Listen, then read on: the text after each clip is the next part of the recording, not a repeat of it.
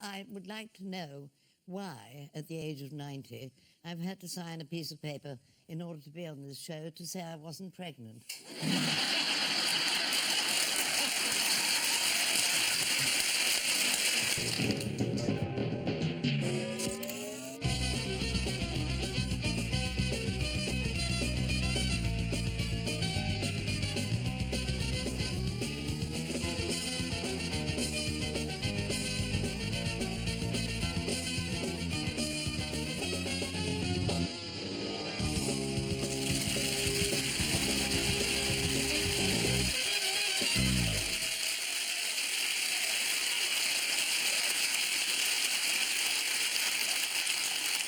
Good evening and welcome to Have I Got News For You. I'm Jack Whitehall. In the news this week, after finally receiving the long-awaited Leveson report, David Cameron takes immediate action.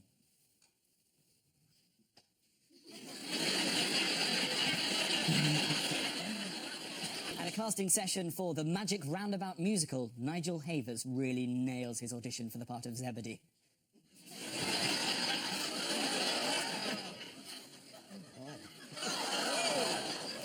And at River Cottage, Hugh Fernie-Whittingstall is spotted coming home from John Lewis with a brand new meat cleaver.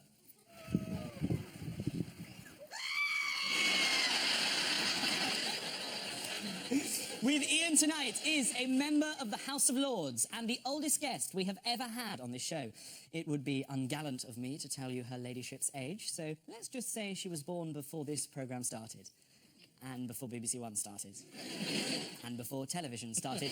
Please welcome Baroness Trumpington!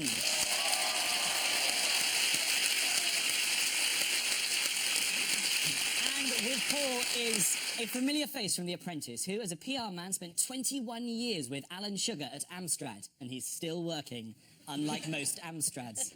Please welcome Nick Ewer. Oh, I know. We start with the biggest stories of the week. Ian, Baroness Trumpington, take a look at this. That's Hugh Grant. That isn't. That's Lord Leveson. Cameron on the phone to Rebecca. Yeah, I've read it. That's the Deputy Prime Minister, Nick Clegg, bringing in the tea for the Cabinet. And that's a really bad reenactment. So what side are you on this, if any? I'm listening to you. That's the correct side. You see, they're not all bad, the House of Lords. Ian, would you care to summarise the Leveson report? Yes, I mean, there are 4 volumes of it and a summary, and... We've actually got them here. There they are. The summary is that, essentially the press behaved abysmally. He's slightly kinder to the police, who behaved quite abysmally, and 2 kinds of the politicians who he says didn't behave that abysmally. Obviously, my view is that they all did.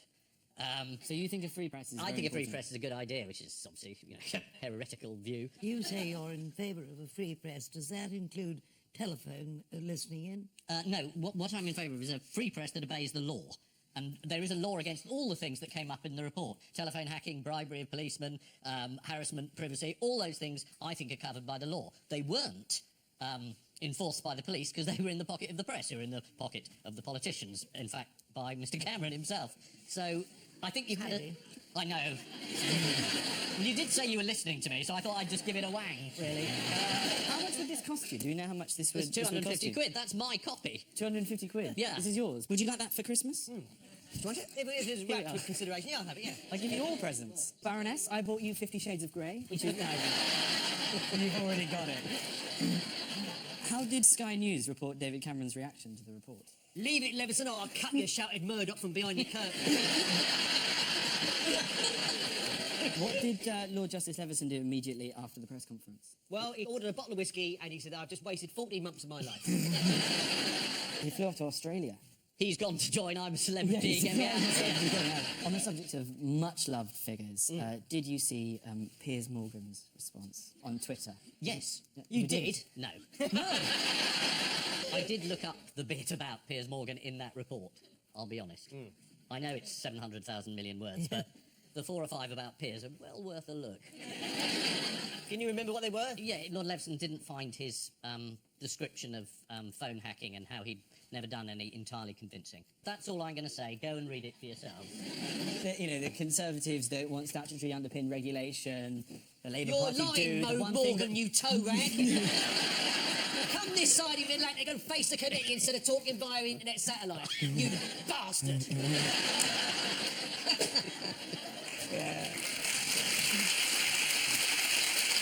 What did he Twitter then? Sorry. Oh, yes, what was the tweet? His tweet was taxi4 @HackedOffHugh. They are very funny peers. My response would be police car for peers, trial for peers, big angry cellmate that misses his wife for peers. You'd have to miss her an awful lot, wouldn't you? Yeah. What evidence is there as well for the public losing interest in the whole thing that's linked to Hugh Grant? They haven't lost interest, have they? Well, last night, his documentary, Taking on the Tabloids, was only viewed by 552,000 viewers, which is 75% down on the average. Countdown gets lots more than that. Yeah. Me and the Baroness were watching Towie. Probably. I think they are interested. Perhaps it's just me, but... No, are you you're interested? right. Are you still interested? Yeah. And the Hugh Grant thing, you back that campaign, yeah? I think that's good. Anything that keeps Hugh Grant away from acting, we should really... Yes, this is the long-awaited release of the Leveson report, which has called for outside regulation to make sure the press regulate themselves. Despite having read the exchange of personal texts between David Cameron and Rebecca Brooks, Lord Leveson described the relationship between politicians and the press as being in robust good health. Lol. Hacked Off released a statement saying they were bitterly disappointed with David Cameron's response, and from now on, they're going to be known as F***ed Off. Talking of which, my daughter-in-law taught him at school, you know. She said he was a very naughty boy. Really? And he fiddled in the margins. He did what? Or is that a pub? Paul and Nick, take a look at this. Yes. This is the new governor of the Bank of England. He's a Canadian bloke. I don't know his name. Carney. Carney. There's some money. Just to make sure we know we're in Canada. There's Canada in 1948. Maple syrup, just to indicate that we are in Canada. Oh, and there's a moose that says Canada. It's a bit odd that we can't find somebody to run the bank. We've got to go to Canada. I Yeah. know they're terribly prudent, the rest of it, but it's the same in football, isn't it? Yes. They're all foreigners. Foreign managers. There's nobody worth a damn here anymore. Jack? Is it not quite a good idea having a foreigner running the banking system for a bit? Has I mean, he I'm got not our having been interests too at great. heart? Has he got our interests at heart? Exactly. Working for the Canadians. Canadians Yeah. are well-known enemies over And all what's these over years. the board Exactly. from Canada? Yeah, Mexico. But Canada's survived best out of all the countries in the West Yeah. out of this financial recession. So they've decided, why don't we get someone in? We can't seem to do it. Let's get in a Canadian. Yeah. It's not a totally useless move. No. Let's have a look at Yeah, Mark let's. Carney. Do you know how the Express described him? They said that he bears a distinct likeness to George Clooney. Let's have a look at him again. I mean, I look more like George Clooney than him. Nick looks more like George Clooney than him. The Baroness looks more like George Clooney than him. Would you like to see George Alagaya asking a very straightforward question? Yeah. Robert, George Osborne says he's the best in the world. What's he got, Mark Carney, that no one in Britain apparently has not? And what about money? How much is George Carney getting paid? 600 odd, wasn't it? £624,000 a year, which is not bad. You can always go and top it up downstairs, can't he, if he's a bit short? Yeah. Wouldn't you, so? Yeah, take home perks. Comes in the morning, thin bloke, goes home at night, big fat bloke wearing an overcoat. It's put into perspective, though, this week by Harry Redknapp, who's become a manager of a football club and is being paid £3 million a year, which after tax is £3 million a year.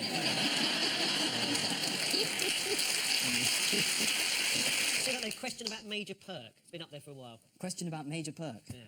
Is that a man? I don't know. Is he a friend of General Commotion? Or corporal punishment? And private matter. According to The Independent, Yeah. there is one major perk that comes with being governor of the Bank of England. Yeah, very good. What is it? You're allowed to take whatever sticks to your hand, you can take home. No, the answer is the impressive ensuite thunderbox in the governor's parlour. Whoa. It's like a big loo, right? Oh, you're referring to Fat Pang and his appearance before the Select Committee. Did you read about that? Yes, this is Lord Patton. Oh. And he felt they were asking far too many questions about the BBC and what it had got up to. And he said, next you'll be wanting to know about my toilet habits. I met him once. I was in need of a stapler at the time, and I was at Wembley for the last Tory shindig before the 92 election, and I was handling a speech, and I looked around and I said, has anybody got a stapler? And he said, I'll get one. And he rushed off, and as good as his word, he came back and he had one and gave it to me. Very nice man, sticks to his word. Yeah. Got you a stapler. But what of his toilet habits? He doesn't use a stapler for that. Doesn't need to. Have you got two Tories on the panel tonight? I'm Labour. Oh, you're lame. You were just at a Tory shindig. Boo. That's the level our debate sunk to. Next time he talks, I'll make a fart noise. Can I go home now? Can I come with you? Banking is a bit dry. Would we like to cheer ourselves up by watching Boris do the Mobot? Yes? No.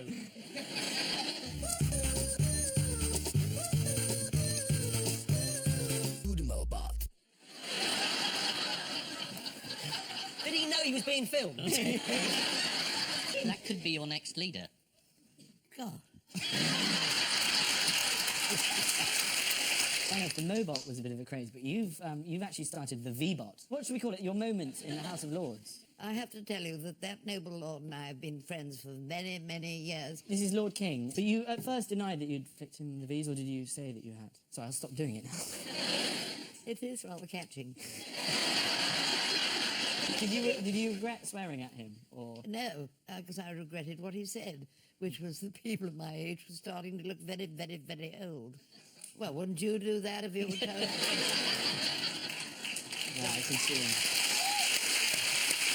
Oh, Lord.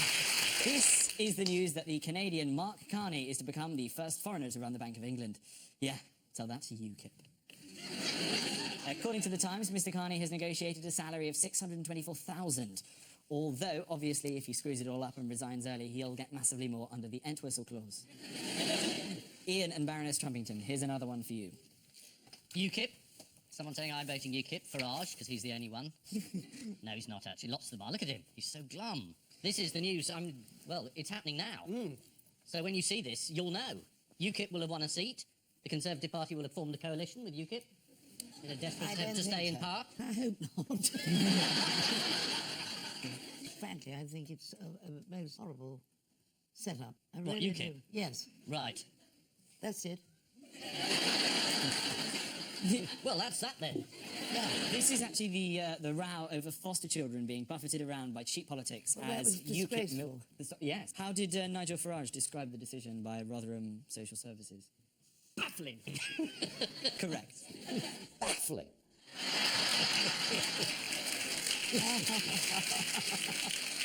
He was actually right for a change, though. Yeah. The reason given by Rotherham Council for taking the Eastern European children away? The foster parents were members of UKIP. Yeah. The foster mum claimed, we don't know or care about the immigration policy. We just agree that we should get out of the EU. There's so few people willing to foster kids anyway, that to say, well, UKIP people can't do it just seemed to be absolutely amazing. Put them back in care, that's worked well.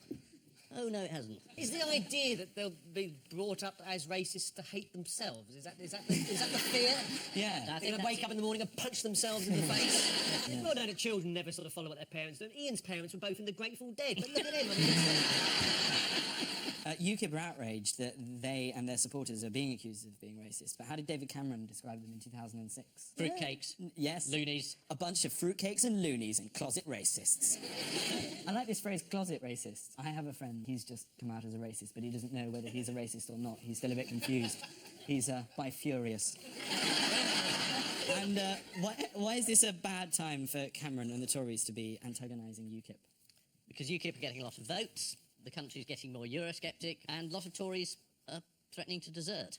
Not a lot. OK, hardly any. Better.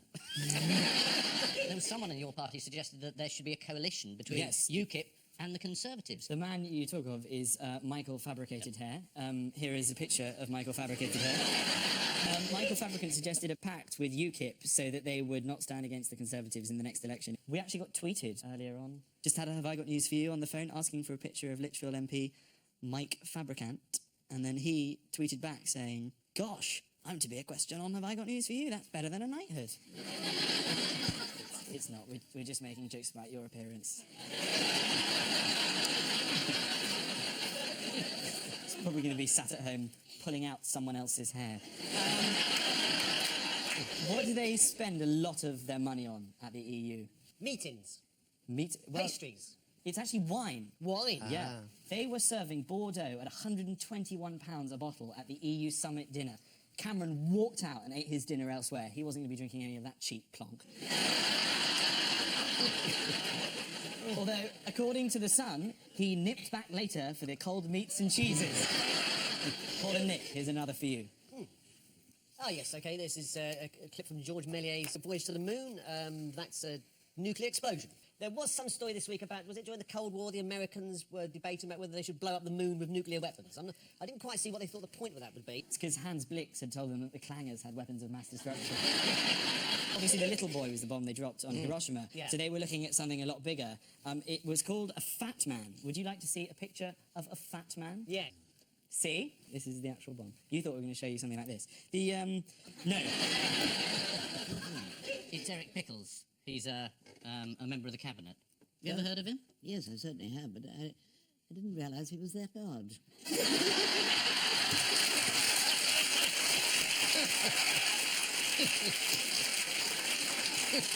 What was the reason why they wanted to do this? It was like, I think it was sort of posturing, because I see. the Russians had launched Sputnik, so they wanted to make a statement and surprise the Russians by blowing up the moon. Yeah, nothing happened. Sanity prevailed. Yeah, because there were doubts over what effect a moon blast could have on Earth, including tidal patterns. Talking of which, floods in this country have now got serious because a celebrity has been affected. Which celebrity? What are the initials? PD. Is it P. Diddy? Paul Daniels. Paul Daniels. Paul Daniels. He lives by the River Thames. Correct. He Paul- lives on a little island. Yeah. Yes. Paul Daniels said this week that he was furious with the council and that his house was currently under about 2 foot of flooding. He's been flooded every year for years, and he keeps moaning about it. Get a sandbag, for God's sake. How weird is it if you live next to the Thames and then complain about flooding? In the Thames It's like he lives. moving in next door to Ryan Giggs and then complaining when he bangs your wife. Like, you surely knew when you moved into the area. This is America's plan in the 1950s to blow up the moon. The plan to fire a nuclear missile at the moon was codenamed Project A119, although its purpose was later downgraded to finding a way of connecting Hartford and Stevenage. That is the actual road. Meanwhile, on Earth, the UK was again hit by widespread flooding. One of the people affected was magician Paul Daniels. He was stranded in his house. The emergency services said despite frantic efforts, they were running out of excuses not to rescue him. And so to round 2, the picture spin quiz. Fingers on buzzers, teams. Oh, this is the pigeon that they found in Yes. the chimney. This is a code. It had a code tied to its Yes. leg. They couldn't decipher it, but they've deciphered it now, and it says, "Help! I'm trapped in this chimney." Yes, this is the news that so-called experts at GCHQ have failed to crack the coded message found attached to a World War II carrier pigeon's Yeah. skeleton and are asking the public for their help. It would be great if we had someone that worked as a code breaker during the war. Surely that would be no problem for you. Enigma in a couple of years, a pigeon code, that couldn't be too hard. Should we have a look? Here is a picture of the bird's foot with the canister. Yeah. Oh, sorry. Yeah. That's Yasser Arafat.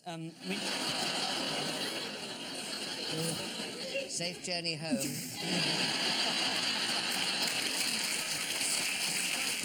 Would you like this show to go out as a tribute? I want JLS at my funeral. Is that some Palestinian Yeah, I group don't we know. haven't heard of? The message included 27 handwritten blocks of 5 letters. So, do you know what it says? No. No. This is the World War II code found attached to the leg of a dead pigeon, which experts have so far failed to decipher, apart from the words Dick Dastardly and Muttley. Fingers on buzzers, teams.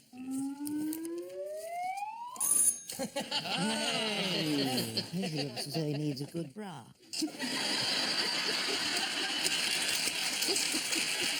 There was a spoof article somewhere in the States, I think, saying Yeah. he was the most sexy, charming. God, wasn't he gorgeous? And the Chinese People's Daily printed this as though it was absolutely true.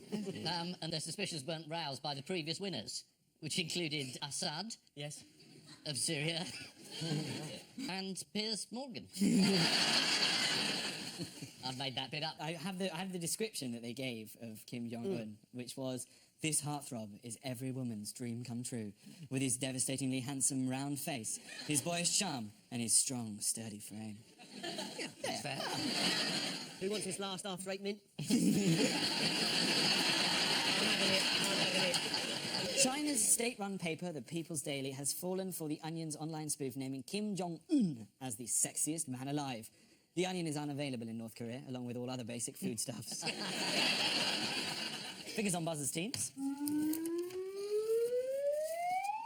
We say it's Andrew Marr. It is Andrew Marr. Ah, yes, I know what this is. I saw this. Yes, the naturists of Great Britain complained that he was distorting history by showing people from thousands of years ago walking around wearing clothes when they wore no clothes at all. It's more corruption at the BBC. Exactly that. A cover-up. This is exactly the problem that has been brought up by British naturism. That's it. They say apparently the Australian Aborigines did Yes. not wear loincloths. No. The Caribbean tribes did not wear shorts and dresses, while early tribes in Africa did not wear bikinis. Why do they always play ping pong? Who? Naturists.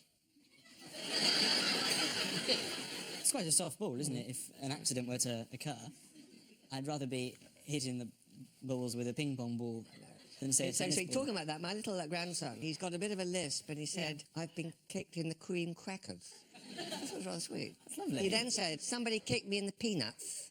Should we not be concerned about who's assaulting him on a regular basis? What excuse did the BBC give for the cover-up? You can't trust a naked woman with Andrew Marr. According to The Telegraph, it had been obliged to compromise accuracy to take into account the sensitivities of the audience. Yes, this is the latest BBC scandal, this time over full frontal nudity and their failure to show it to a peak-time family audience on BBC One. In the BBC's defence, it's impossible to know for a fact whether people from ancient civilisations would have actually worn clothes, and as of course there's anyone that can remember. Perhaps they had very long beards.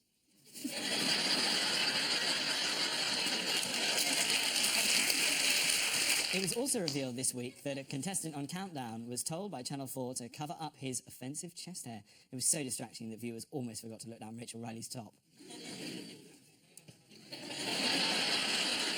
The thing is, I'm right opposite her, and it's so difficult not to appear to be sort of, you know, staring. It really is difficult. She probably thinks I'm sort of perving. Yeah. Which I'm not. No, you're not, no. It's professional interest. You've definitely done a good deal to dispel that, though, by saying... I'm very proud of it, and I'm contemplating another contract. Ooh. So don't spoil it, Jack. Yeah. I'm not going to. I love Countdown. Good. Okay. Daddy likes it, he told me. I find it really weird when you say daddy. You do speak to your daddy, and you call him daddy, and I think it's charming. And your father is one of the most amusing men I've ever met, and I hope he's watching this in a strange sort of way. He might be. What do you mean in a strange sort of way? What, his head in the bucket? Time now for the Missing Words Round, which this week features, as a guest publication, the newsletter of ophthalmic antiques. We start with, oh, how I would love to what? Smoke inside.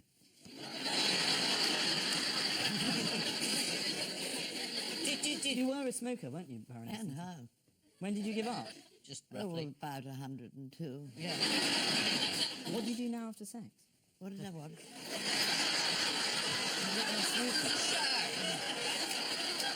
Cigars. Cigars!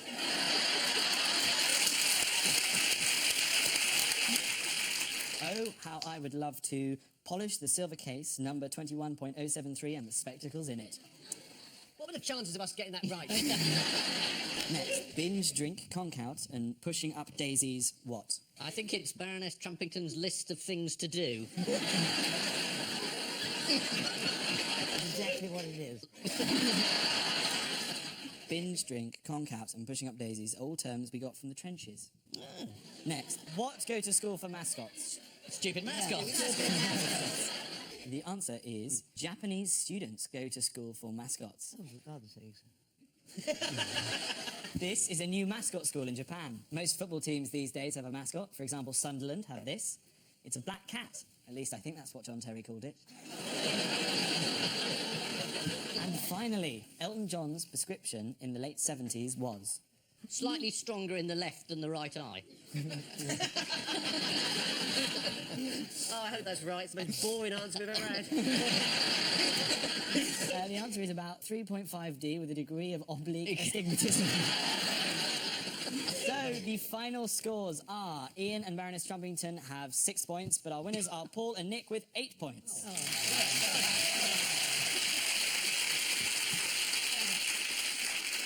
But before we go, there's just time for the caption competition. Oh.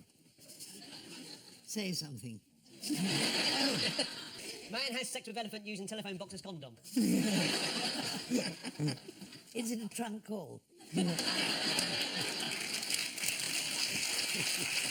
I leave you with news that there's embarrassment on his first day at work as the new Archbishop of Canterbury locks himself out. High above the streets of London after suffering a breakdown, a stressed-out Dale Winton is gently coaxed back to safety. And as he finally retires from politics, Ken Livingstone throws a party for all of his friends and admirers. Good night.